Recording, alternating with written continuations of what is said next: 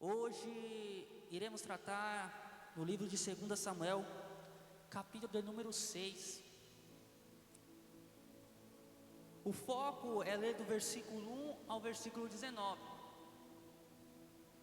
Mas hoje eu vou ler até o versículo 9, mas nós vamos trabalhar até o versículo 19. Entende? Eu vou ler até o versículo 9, mas ainda vamos trabalhar até o versículo 19. E vocês vão acompanhar comigo.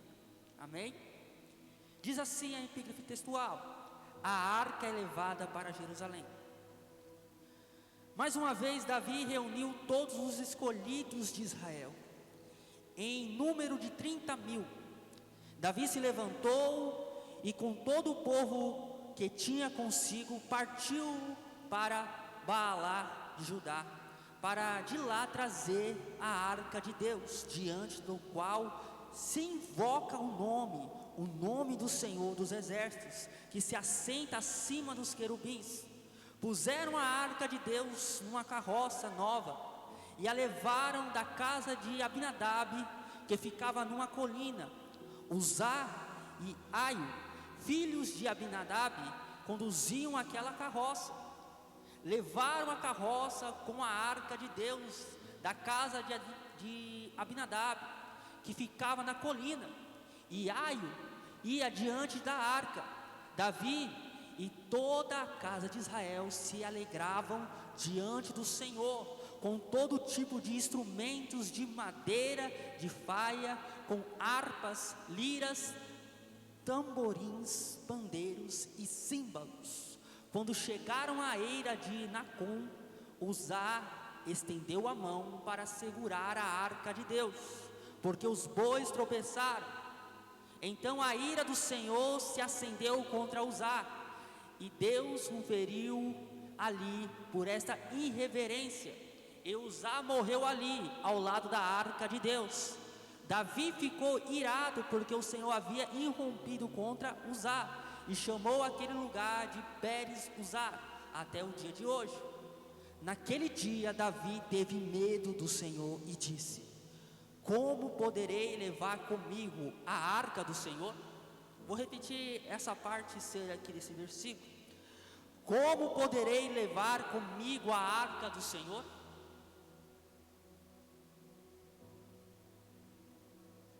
2 Samuel, capítulo 6. Esse texto, irmãos, ele tem grande anelo, grandes referências para nós.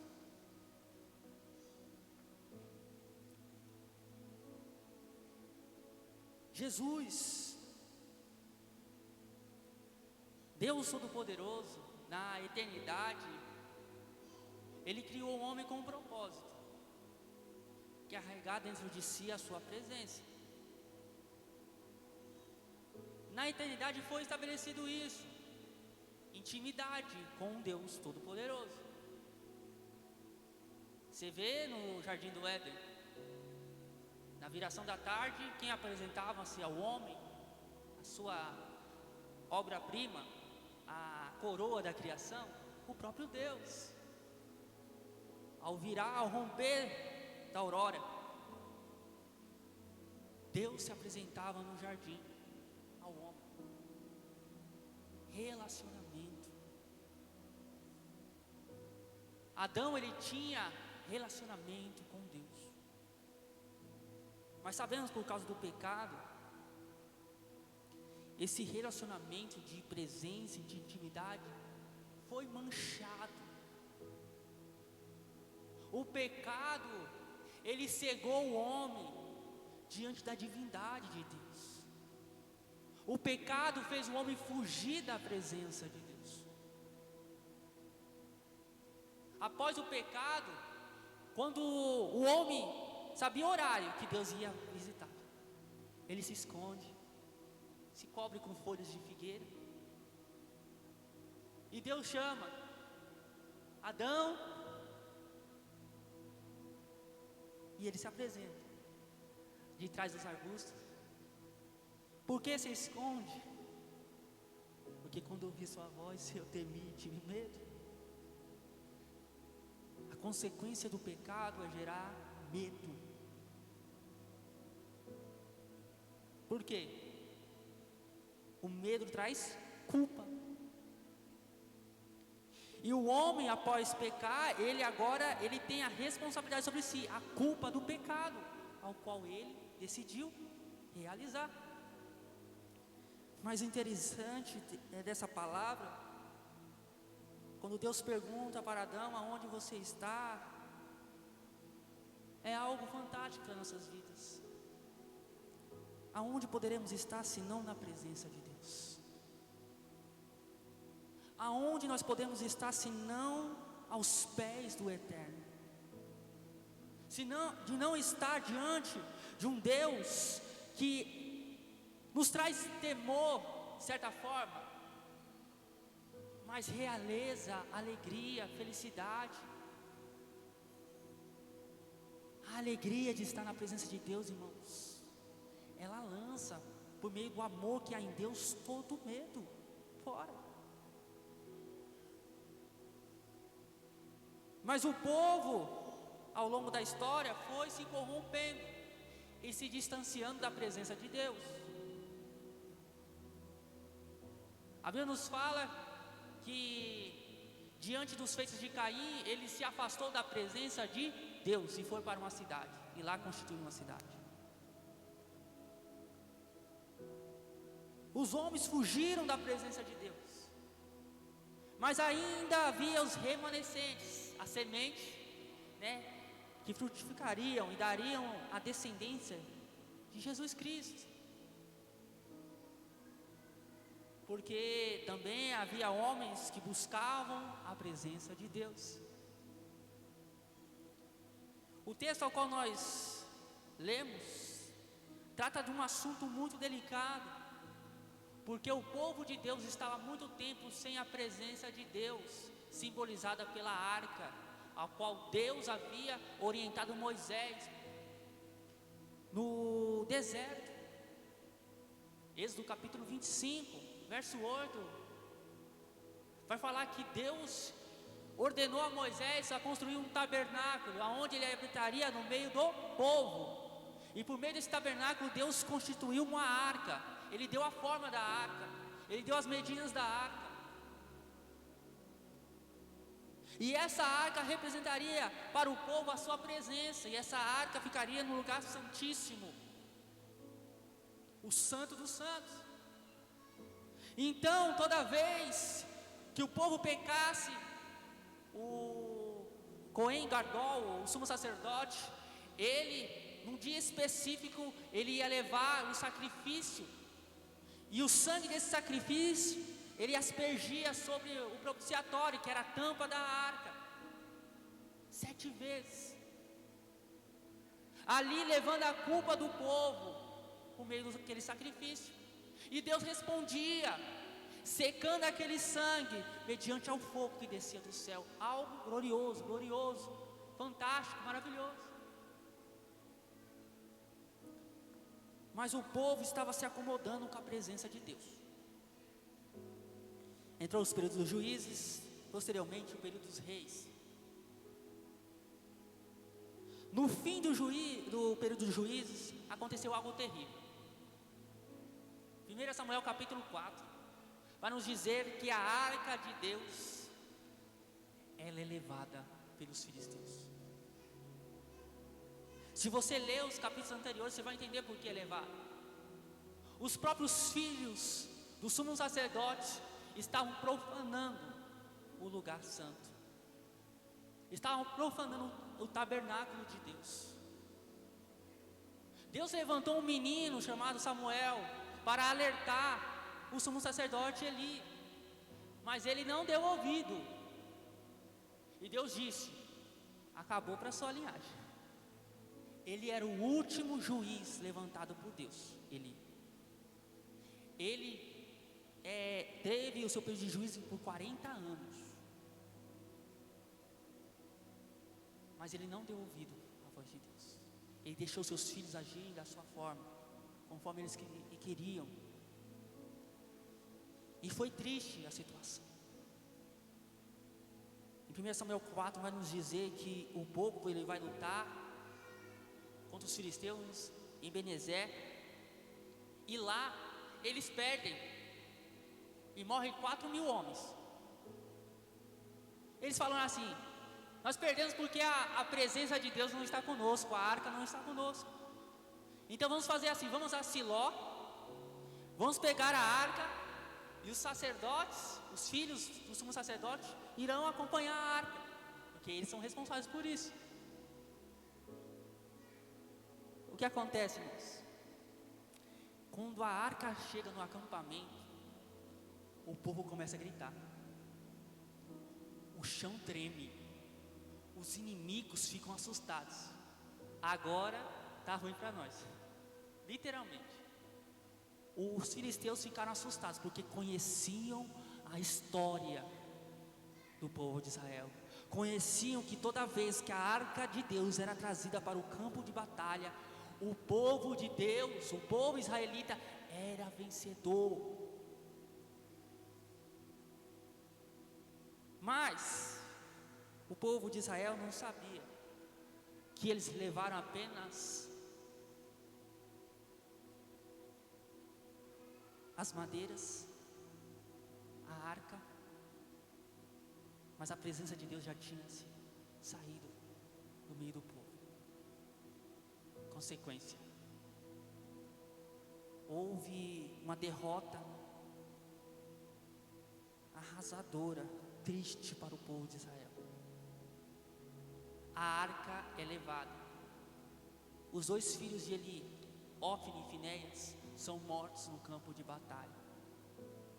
Um dos que estavam nas fileiras, o benjamita, ele volta para Siló para informar o que havia acontecido, a derrota que o povo havia levado, mesmo tendo a arca com eles. Eli, quando ouve essa notícia, ele estava sentado à porta, numa cadeira, e ele era já velho. Ele cai e quebra o seu pescoço, já não tinha mais visão. Diz a palavra de Deus. A esposa de Finéias estava grávida. Quando ela ouve a notícia, ela já entra em trabalho de parto, e ela começa a morrer no trabalho de parto. E ela dá um filho. E as parteiras falam assim: olha que maravilha, é um menino, vai continuar a descendência. Mas ela não responde nada, ela só diz assim: este menino se chamará Icabote, porque foi-se a glória de Deus. Foi-se a glória de Deus diante Israel, porque a presença de Deus, a arca de Deus foi tomada pelos filisteus. Consequência do pecado. Ter a presença de Deus e viver no pecado é a mesma coisa de rejeitar a presença de Deus. É a mesma coisa de não dar valor à presença de Deus. E o povo estava nessa situação. O sumo sacerdote e os sacerdotes estavam nessa corrupção, negando a santidade de Deus, flertando com o pecado, amando o pecado mais do que a própria presença de Deus. O interessante, irmãos, que a arca de Deus vai para os filisteus. Eu vou fazer algo resumido aqui. Ela vai para os filisteus em Astote, a capital. E lá eles colocam a arca de Deus junto ao templo de Dagon. E eles colocam de propósito a arca de frente para o Dagon, o deus deles. É interessante que numa manhã, quando eles chegam lá para adorar o seu Deus e preparar os sacrifícios e o culto matinal, eles encontram Dagon debruçado ao chão, com o rosto em terra diante da arca de Deus. Porque Deus é poderoso. Aonde Ele está, onde Ele esteja, Ele é poderoso. Tentaram humilhar a presença de Deus, mas eles foram humilhados. Como eles são teimosos, irmãos, a Bíblia nos fala que eles levantaram a estátua novamente, deixaram na posição. No outro dia, eles chegaram, de manhãzinha. Quando eles iam entrar na soleira da porta, eles avistam algo diferente. Agora, os braços e a cabeça de Dagon estão lá, foram cortados. Somente o tronco de Dagon estava ainda diante da arca. Só existe um Deus Todo-Poderoso. Eles entenderam isso. Esse Deus é maior que o Deus que nós servimos. Não foi só isso, foi uma tristeza para os filisteus terem pegado a arca, porque Deus começou a criar tumores entre o povo filisteu. Alguns pesquisadores acreditam que foi a hemorroida que foi assolada pelo povo. Imagine, irmãos. Não conseguia virar direito na cama, com dor. E quem tem nunca fala. É triste, mas estava acontecendo. Havia uma peste de ratos. Deus enviou uma peste de ratos. Sabe o que eles fizeram? Se reuniram os 5 generais. Falaram assim: vamos transportar para outra cidade. Aí foi para Gate.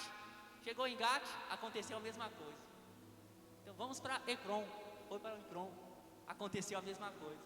Aí se reuniram e falou assim: vamos enviar para outra cidade agora. Aí se reuniram: não, para com isso, é melhor devolver a arca. É melhor devolver a arca a quem pertence à presença de Deus. E eles fizeram um desafio entre eles e pegaram 2 vacas, a qual tinha dado crias recentemente. E é costume de qualquer animal proteger as suas crias, ainda mais após o seu nascimento. Então é o momento mais íntimo dos animais e de uma mãe também. E eles falaram assim: se é Deus de Israel que está fazendo isso conosco, essas vacas, elas levarão a arca diretamente ao território de Israel, e não vão se preocupar com suas crias, que estão na casa dos seus donos. Foi dito e feito. A arca foi diretamente a Bet-Semes, ao território de Israel. E eles, para ofertar um sacrifício a Deus, eles confeccionaram 5 tumores de ouro e 5 ratos de ouro para oferecer a Deus em sacrifício, para que fosse cessado aqueles tumores sobre o povo e aquela peste de ratos. É interessante que quando os moradores, os fazendeiros viram a arca chegando, eles começaram a se alegrar. Não tiveram que lutar, não tiveram que levantar uma espada para que a presença retornasse ao seu povo. O interessante, irmãos, é que quando a arca chega, eles começam a fazer o sacrifício ao Senhor, glorificando a Deus pela presença, mas eles cometem um erro básico. Eles queriam olhar dentro da arca. O que acontece? 70 homens são mortos. O povo fica com medo e levam a arca a Abinadab, um sacerdote, e ungem o seu filho Eleazar para ser responsável e guardião da arca em sua casa. A arca fica 20 anos na casa de Abinadab, o sacerdote.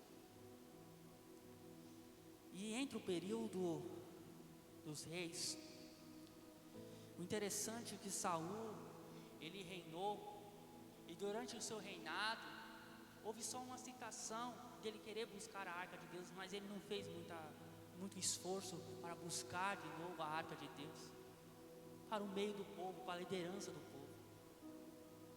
Após a morte de Saul e o reinado de Davi, tudo muda. Porque Davi, ele é conhecido como um homem segundo o seu coração, o coração de Deus. É interessante que Davi, ele foi um homem chamado segundo o coração de Deus. E quando você lê a história dele, você fala assim: como pode um homem que tem tantas falhas, um homem que foi um assassino, um homem que foi adúltero, um homem que foi omisso em relação aos seus filhos, um homem, por causa do egoísmo, ele fez um incenso, e por causa desse incenso, o povo sofreu uma peste incrível sobre o povo, aonde 70 mil homens foram mortos. E Deus chama esse homem de um homem segundo o coração dele. É interessante que ele se arrependeu. Todas essas vezes que ele pecou, ele se arrependeu. Mas isso não era suficiente para se tornar um homem segundo o seu coração, porque outros homens na Bíblia se arrependeram também de seus pecados. Mas por que Deus chama ele de um homem segundo o seu coração? Se nós formos analisar na questão da sua linhagem, ele era excluído entre seus irmãos. Ele não era uma pessoa de status. Na verdade, quando Saul foi ungir o rei em Israel, em Belém da Judéia, o seu próprio pai, Jessé, esqueceu de Davi no campo. Ele era excluído.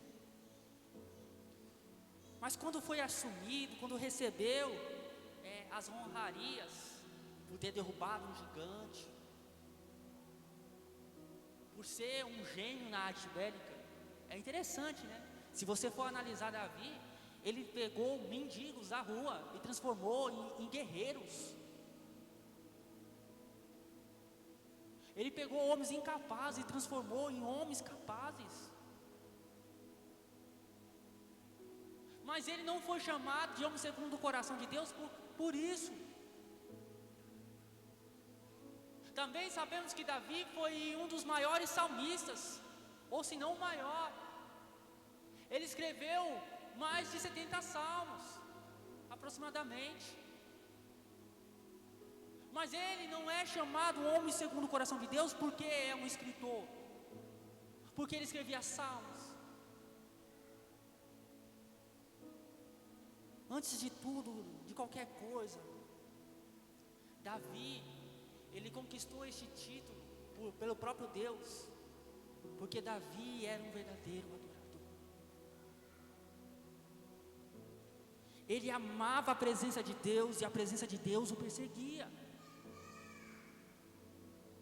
O seu maior desejo era estar com Deus, mesmo diante das angústias, mesmo diante da assolação que ocorreu em sua família, ou mesmo no campo isolado. Ele gostava e priorizava a presença de Deus. A Moisés, Deus mandou constituir um lugar de habitação, mas a Davi foi diferente. O seu coração desejou construir um lugar para a presença de Deus. O seu coração desejou ter a presença de Deus mais do que tudo. E depois de constituir todas as coisas, Salmos 16, verso 2 vai dizer: eu não possuo outro bem além de ti. Eu não possuo outro bem além de ti, porque a presença de Deus era tudo para Davi. Por isso ele é um homem segundo o coração de Deus.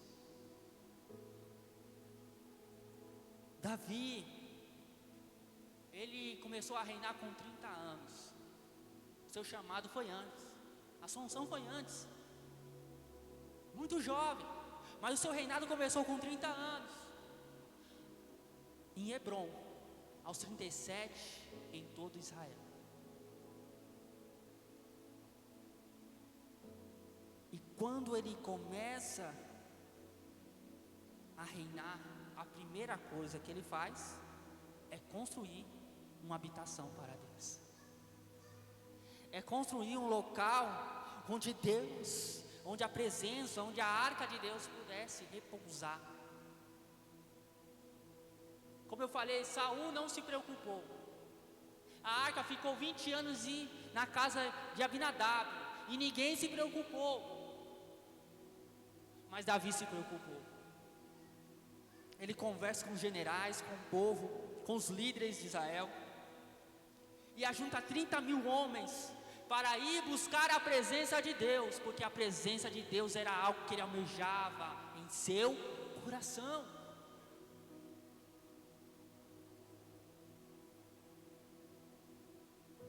A arca representa o maior símbolo da presença de Deus. Ela era chamada de Arão Edute, a arca do testemunho, porque ela dá testemunho sobre a presença de Deus.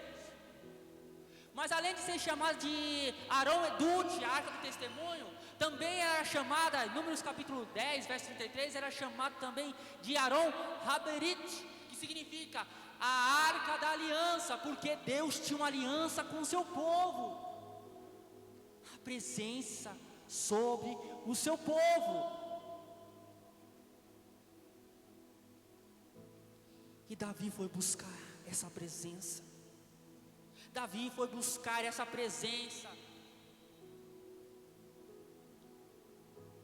Quando a arca é tomada, houve uma ruptura entre a presença de Deus, simbolizada pela arca da aliança, e o povo. E ele via a necessidade para guiar o povo, a presença de Deus.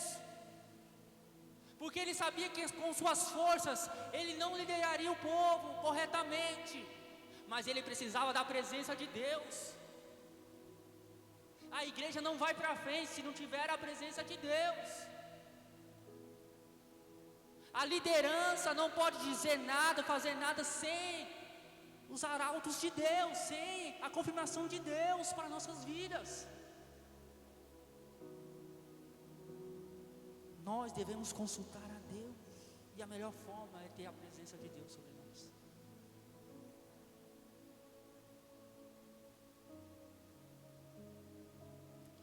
É interessante que o texto nos diz que foram 2 tentativas, a qual Davi tentou levar a arca para Jerusalém, a nova capital. O texto nos diz que, ao qual nós lemos, essa foi a primeira tentativa. Foi um desastre total. Davi não observou a lei e tentou trazer a arca da melhor forma humana. Consequência, Uzá foi morto por Deus na hora. Houve tristeza, lamento, em vez de trazer glória para Deus e alegria para o povo recebeu um cadáver de um sacerdote, um dos filhos de sacerdote. Davi, ele fez algo totalmente contrário à palavra de Deus.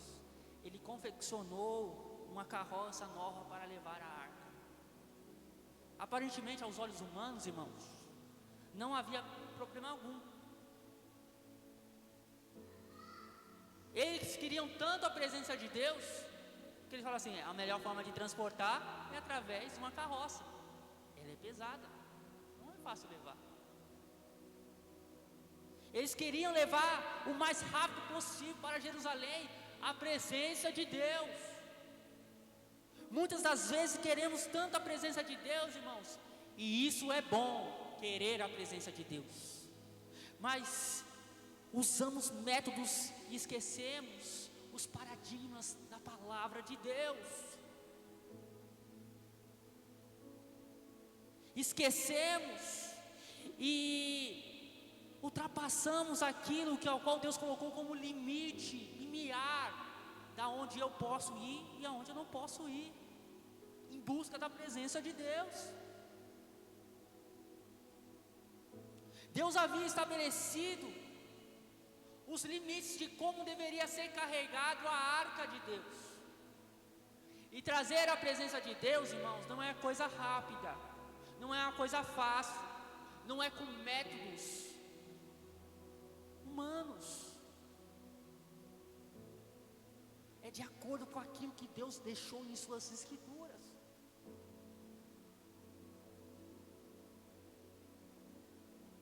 Nós temos a relativizar muito a presença de Deus e achar que é algo fácil. É apenas vir a um culto, chorar, louvar e a presença de Deus virá. E não é assim. Há princípios na palavra de Deus, há princípios de santidade, há princípios de viver para Deus, uma vida de intimidade. Deus não se apresenta de qualquer forma, Ele tem princípios a ser seguidos. E é algo importante para nós, irmãos, a performance não pode tomar o lugar da presença. É tão bonito ver performance, né? Cria uma sensação assim, otimista, né? Agora vinha a presença de Deus. Rasga o céu, Senhor, e desça com sua presença. É performance. Mas a performance não pode tomar o lugar da presença de Deus. Estratégias, irmãos, não podem tomar o lugar da intimidade com Deus. A experiência não pode tomar o lugar da doutrina de Deus. As pessoas vêm trazendo isso, é porque eu tenho experiência. Aí a experiência vai totalmente contra a palavra de Deus. Ela não pode. As pregações motivacionais não podem tomar o lugar da cruz, irmãos. Não é o meu ego ser inflado. É a palavra da cruz que me esmaga e me mostra como pecador eu sou e quão misericordioso eu recebi. A graça de Deus, a misericórdia de Deus nos fez receber a sua graça maravilhosa, maravilhosa. Não podemos tomar o lugar, irmãos, da cruz por pregações qualquer. Que até vem em nosso encontro e mexe com o nosso ego. Não deixe. A cruz é a resposta para o crente fiel. Falar bonito não pode tomar o lugar de falar a verdade. Quantas pessoas falam bonito? Quantas pessoas não erram uma frase, uma palavra na hora da pregação?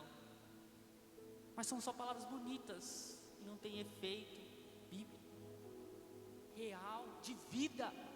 E nós precisamos da pregação verdadeira, genuína. Esses tijolos, essas paredes aqui, irmãos, elas não podem tomar o lugar das pedras vivas que somos eu e você, somos nós. Estamos aqui como pedras vivas, construindo um lugar de habitação para Deus, uma morada para o Altíssimo. E como pedras vivas devemos edificar um lugar para Deus habitar.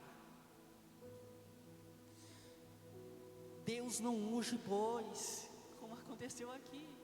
Deus unge pessoas para a sua obra. Falta de sabedoria levou à morte, de tentar através da força sustentar a arca. É interessante que usar o seu significado é força. A força do homem é incapaz de sustentar a presença de Deus. Aliás, é a presença de Deus que nos sustenta e não ao contrário. É a presença de Deus que nos mantém de pé. É a presença de Deus que nos sustenta e nos guia para a eternidade.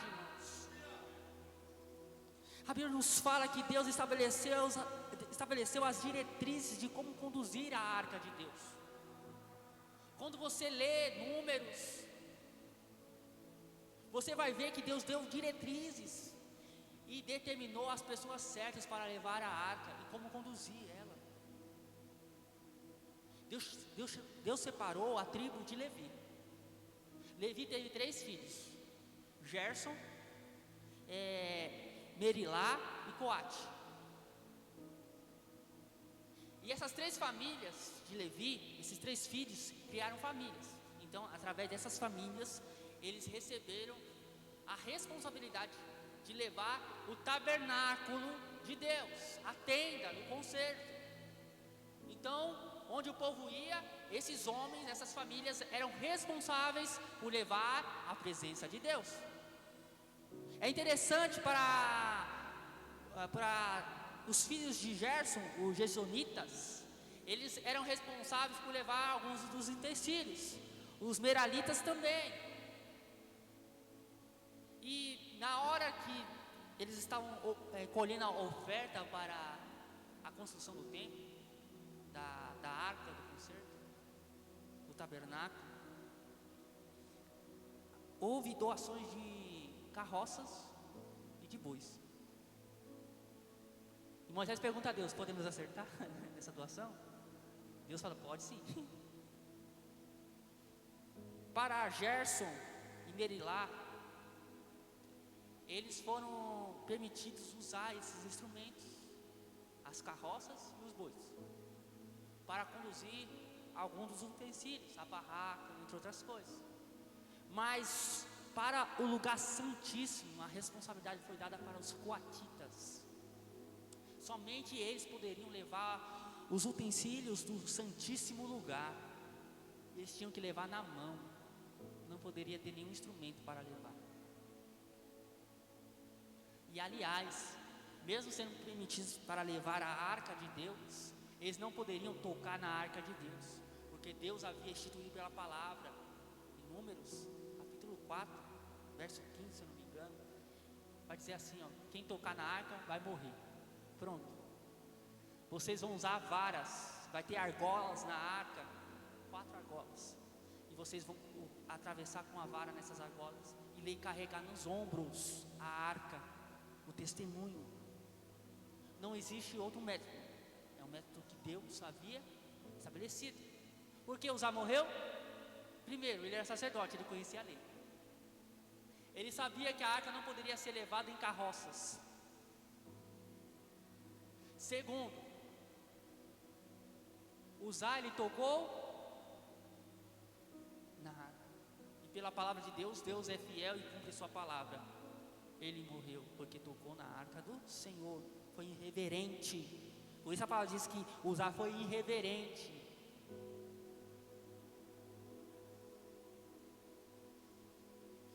Uzá, ele foi irreverente, ele não observou a lei de Deus.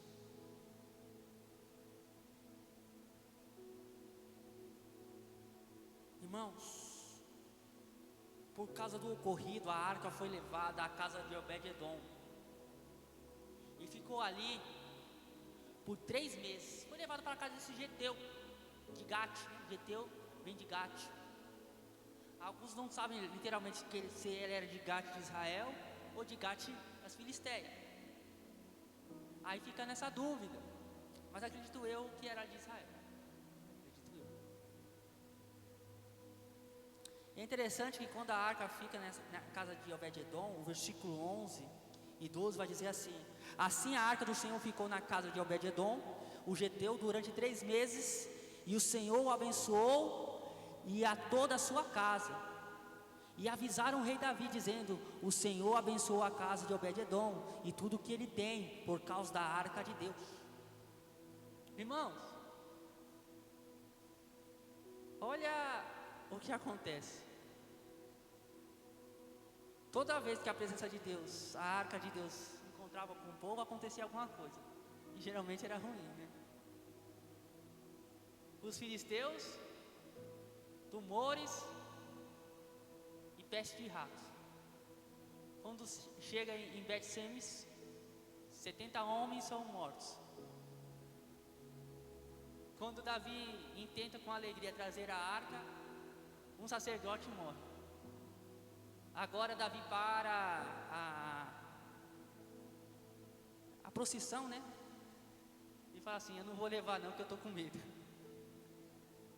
Eu estou com medo da presença de Deus. E ele fala: como poderei eu levar a arca de Deus? E ele deixa na casa de um homem que morava naquela região. A pergunta é, fazendo a conjectura, né, irmãos? Um de cada vez, quem quer ficar com a arca em casa? Quem quer? Olha a consequência, né? Mas esse homem recebeu com alegria a presença de Deus. esse homem recebeu com alegria a presença de Deus, e a sua vida foi mudada. Eu não sei se ele era pobre, mas se ele fosse pobre, ele se tornou rico. Ele foi abençoado de todas as maneiras. Se ele estava doente, ele foi sarado. Se a sua vida emocional estava triste, arrasada, foi curada. Todas as áreas na sua casa foram transformadas pela presença de Deus. E a arca ficou 3 meses na casa desse homem. Que maravilha é ter a presença de Deus. O interessante sobre esse relato é que a Bíblia nos fala que Abinadab ficou 20 anos com a arca de Deus, não foi? Mas não há relatos bíblicos que houve um efeito positivo ou negativo da presença de Deus sobre a casa de Abinadab. Tenho para mim que ele se acostumou com o sagrado. E isso é algo para nós pensarmos. Quando nós nos acostumamos com o sagrado, com o culto rotinal, diário, a presença pode estar em nosso meio e não trazer diferença alguma sobre nós.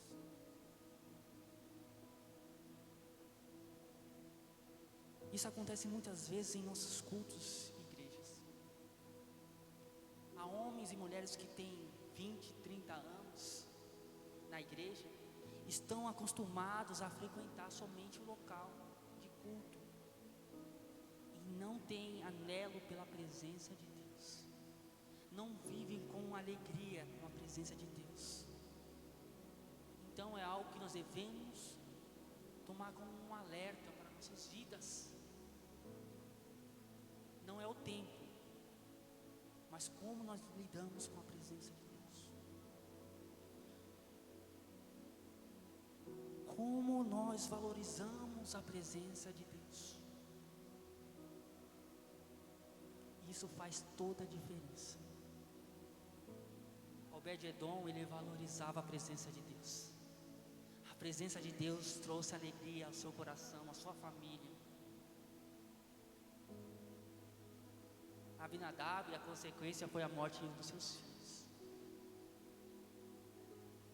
Por achar estar acostumado com a presença de Deus, ele talvez achou que tocando a arca não ia fazer nada, porque ela ficou 20 anos na minha casa. Então, é normal, Deus está comigo, né? Então eu posso fazer qualquer coisa que não vai acontecer nada. Cuidado, Deus está conosco. E isso deve nos trazer temor e tremor. A presença de Deus. Davi agora, ele traz a arca de forma correta. Ele chama os levitas, agora os coatitas, os responsáveis por transportar a arca. Eles vão levando a arca para Jerusalém. É interessante que a cada 6 passos havia um sacrifício. A cada 6 passos havia um sacrifício. Ele obedeceu a lei de Deus, irmãos. Ele entendeu que não é com pressa e métodos que levamos a presença de Deus para o povo, mas sim com desígnios de Deus. E se nós formos trazer numa linguagem numérica, numerológica e teológica, entendemos que o número 6 representa o homem. E a cada 6 passos, um sacrifício. Porque é impossível um homem levar a presença de Deus, se não for pela misericórdia de Deus sobre as nossas vidas. Por isso devemos sacrificar a cada 6 passos a presença de Deus. Obrigado porque a presença está andando comigo. Obrigado porque a presença está andando comigo. A presença de Deus está andando comigo. Os sacerdotes tinham que sentir o peso da arca para que o povo sentisse o alívio da presença de Deus. Como eu havia falado, a arca era pesada. 90 de comprimento, 65 de altura, de largura e sua espessura também 65. Então era pesado e era de madeira, de acácia, coberta e revestida de ouro. Os querubins que estavam sobre o propiciatório eram feitos de ouro batido. Dentro da arca havia uma botija com maná, as 2 tábuas da lei e o cajado de Arão que floresceu. Então a arca era pesada. Mas para trazer alívio ao povo com a presença de Deus, os sacerdotes tinham que levar o peso da presença de Deus sobre os seus ombros. Isso é fácil? Levar o peso da presença para que traga alívio a outras pessoas? Não é fácil, mas é o nosso dever. Foi isso que Cristo fez quando levou a cruz que eu jamais poderia levar. Ele levou sobre o madeiro, ele levou sobre os seus ombros o madeiro para nos trazer salvação. Aquele madeiro era pesado, mas ele levou em seus ombros até o Gólgota, até o lugar aonde ele seria levantado entre os céus e a terra, irmãos. Ele levou a cruz por mim e por você. Aquilo que nos traz alívio foi muito pesado para ele. A palavra de Deus nos diz que os nossos pecados morriam à presença do Filho de Deus.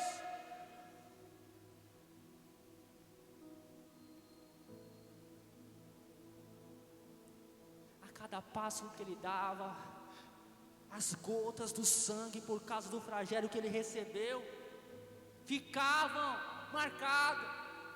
É por isso, pelas suas pisaduras fomos sarados. Cristo sofreu para que hoje nós tivemos paz diante dele. Hoje podemos ter a presença de Deus sobre a nossa vida. Hoje temos paz com Deus mediante a Cristo Jesus.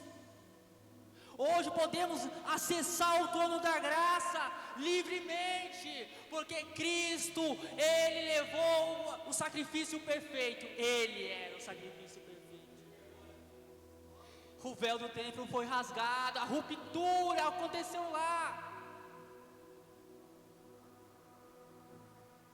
Sabe o que significa Pérez usar?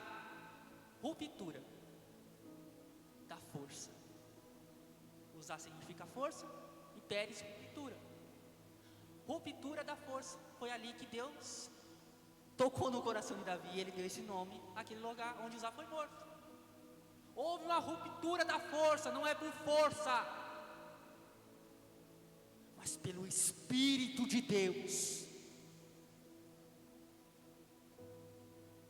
É pela ação manifestada de Cristo Jesus que hoje temos alegria. Davi dançou de forma intensa. Ele estava cheio do Espírito Santo sobre a sua vida. Agora você vai falar assim: então você concorda com a dança na igreja? Não dançou na igreja, irmão, calma aí. Ele dançou trazendo a arca. Mas entenda, ele dançou mediante a ação e permissão de Deus, porque ele estava com a estola sacerdotal. Quando você lê lá em 1 Samuel capítulo 23, verso 9 e 12, a escola sacerdotal servia para consultar ao Senhor. Então, todas as ações dele agora estavam sendo conforme a vontade de Deus, porque ele estava consultando ao Senhor. E era impossível você dançar de forma intensa da cidade onde eles estavam até Jerusalém. Eram 25 quilômetros. Levou quase aproximadamente 6 meses para a arca chegar na cidade. Naturalmente você conseguiria? Eu não, é impossível. Mas quando você está cheio do poder de Deus, irmãos, não existe impossível. Para Deus não existe impossível. A alegria é tanta pela presença de Deus. Modifica o nosso ser, a nossa forma. Davi, ele preparou um lugar de habitação para o Senhor, e era uma tenda que não tinha divisórias, nem véu separando da vista dos que passavam. Chegou em Jerusalém a presença de Deus, e Davi já havia preparado um lugar para que a arca repousasse. Agora, não somente o sumo sacerdote poderia ver a presença de Deus, mas todos os sacerdotes e algumas pessoas também. O próprio Davi poderia ver a presença de Deus. Olha que maravilha. Eu acho que esse foi o intento dele. Como ele diz lá em Salmo 27: uma coisa buscarei, que eu possa habitar na presença de Deus todos os dias. Davi, ele inovou a forma de culto. Agora, o culto, ele era um culto que duraria 24 horas, 7 dias por semana. Ou seja, era um culto ininterrupto durante todo o seu reinado. 33 anos de reinado sem parar o culto diante de Deus. Todos os dias, louvando a Deus, glorificando a Deus e sacrificando a Deus com louvores e adoração, com graças, com ações de graças. Foi através dessas ministrações que foram criadas na maioria dos salmos. 1 Crônicas capítulo 16, verso 4, vai dizer que foi designado dentre os levitas os que haviam de ministrar diante da arca do Senhor e celebrar, louvar e exaltar ao Senhor, Deus de Israel. Foi daí que surgiu, né? Homens como Asaf, homens como os filhos de Coré. Foram daí que os salmos a qual nós temos hoje foram constituídos, por louvar o Deus Todo-Poderoso, por louvar diante da presença de Deus. Por isso eu fico alegre quando eu vejo homens e mulheres compondo louvores a Deus, louvores bíblicos. Eu já falei para o pastor começar a compor de novo, né? Pastor Adil também. Salmo 50, verso 23, vai dizer assim: aqueles que oferecem sacrifícios de ações de graças, esse me glorificará, e ao que prepara o seu caminho farei com que veja a salvação de Deus. Hebreus 13, verso 15, vai nos dizer assim: por meio de Jesus, pois oferecemos a Deus sempre sacrifício de louvor, que é o fruto de lábios que confessam o seu nome. Então hoje, eu e você podemos sacrificar ao Senhor o nosso louvor, a nossa adoração, a presença de Deus. A grande pergunta que nós podemos fazer para esse texto é: qual tipo de sacrifício que temos oferecido? Qual tipo de vida nós temos diante de Deus? Porque estamos vivendo nos últimos dias, e a palavra de Deus nos diz que Deus irá reerguer esse tabernáculo em nossos dias.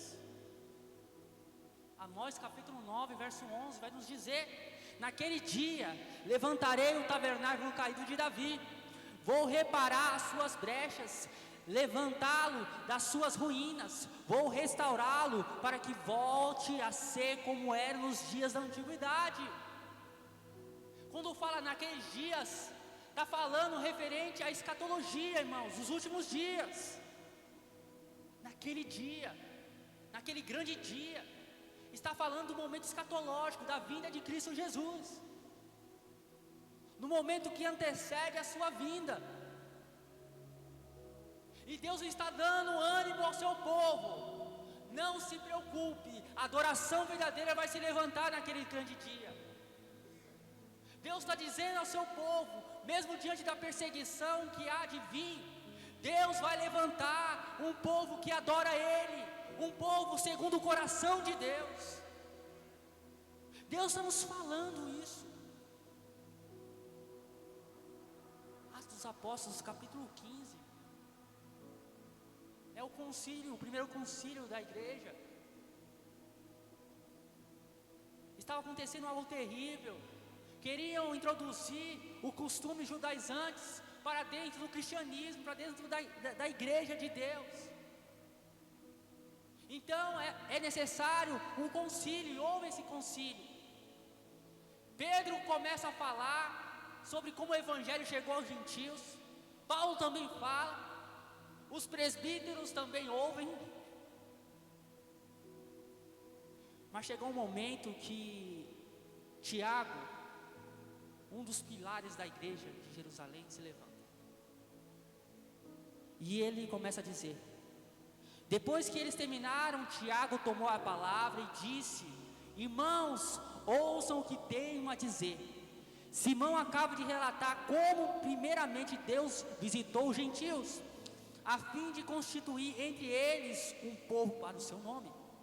Com isso concordam as palavras dos profetas, como está escrito: depois disso voltarei e reedificarei o tabernáculo caído de Davi, reedificarei as suas ruínas e restaurarei, para que o restante da humanidade busque ao Senhor, juntamente com todos os gentios sobre os quais tem sido invocado o meu nome. E diz o Senhor que faz essas coisas conhecidas desde os tempos antigos. Olha, irmãos, nós somos o templo, nós estamos no templo, nós somos o templo e morada do Espírito Santo. Isso é unânime. O próprio Cristo, mediante os seus discípulos, ele nos revela isso. Somos o templo e morada do Espírito Santo. E a Bíblia nos fala que ele há de restaurar aquilo que foi caído. E isso é uma palavra para nós. Se você se sente e se você se vê nesse estado caído, lembre que há uma palavra para a sua vida. Deus há de reedificar, de reerguer a sua vida novamente, porque você é o templo e morada do Espírito Santo. E chegará o momento que Deus ele irá trazer novamente a presença ao qual nós chamamos de primeiro amor, foi se esquecido e se esfriou. Deus há de restaurar as nossas vidas, para suportar os dias maus que surgirão. Lembre-se da palavra de Deus. Primeira, devemos buscar a presença de Deus, conforme as suas orientações. Não devemos inventar métodos, mas seguir a palavra de Deus. Isso eu deixo ao coração de vocês. Não busque métodos, não busque o que está dando certo na maioria das igrejas. Busque o que está escrito na palavra de Deus. Ore a palavra de Deus. Seja íntimo com a palavra de Deus e com Deus dessa palavra. A obediência, irmãos, gera vida, e a desobediência gera morte. Você quer ter vida com Deus? Obedeça a Ele. Devemos adorar a Deus com todas as nossas forças, sempre seguindo as orientações de Deus em nossas orações. Davi, ele errou, mas depois ele reconheceu o seu erro e começou a buscar, através da oração, a confirmação de Deus sobre a sua vida. Sabe por que nós erramos muito na nossa trajetória?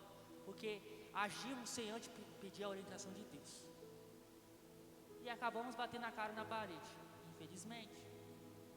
E geralmente acontece isso. Por isso devemos buscar as orientações de Deus.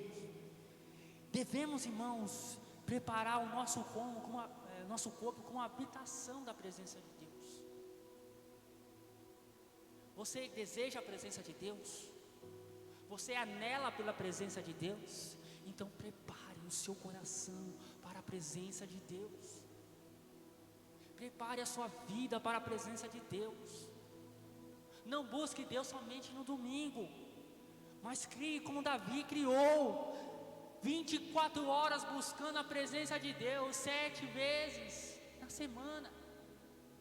Ou seja, uma semana, 7 vezes, 7 dias. O Salmos 23, verso 6 vai nos dizer: a bondade e a misericórdia certamente me seguirão todos os dias da minha vida, e habitarei na casa do Senhor para todo sempre.